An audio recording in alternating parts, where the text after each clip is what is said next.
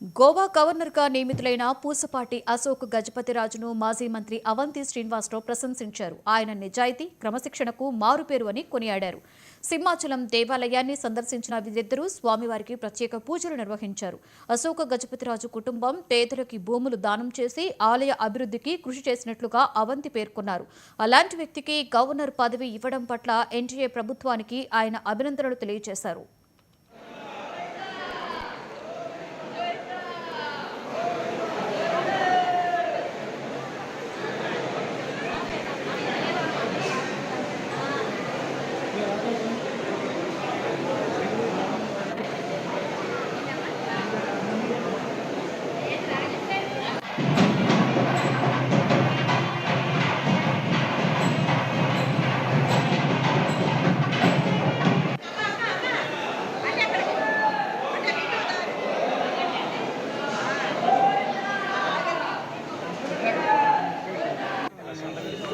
ఈరోజు స్వామివారిని ప్రతివారం దర్శించుకుంటూ అలవాటు.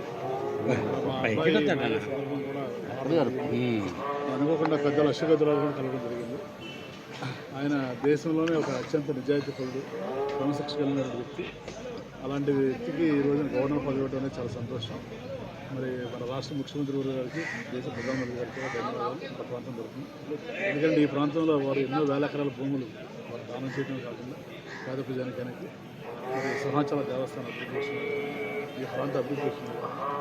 వారు ఎన్నో వారు కానీ వారి పూర్వీకులు, వారి నాన్నగారు కానీ వారి అన్నయ్య గారు కానీ వారి ఎన్నో దాదాపు మంచి గొప్ప కుటుంబం, గొప్ప వ్యక్తి.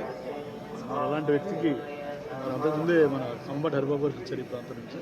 మళ్ళీ రెండో వ్యక్తి అశోక్ గజపతిరాజు జరగటం, ఇద్దరు కూడా మన పార్లమెంట్లో కొలీగ్స్. అది అదృష్టం. వారి ముగ్గురు కూడా పార్లమెంట్ సభ్యులు పనిచేసిన గతంలో. వారికి నా మనస్ఫూర్తిగా అభినందనలు తెలియజేస్తాను.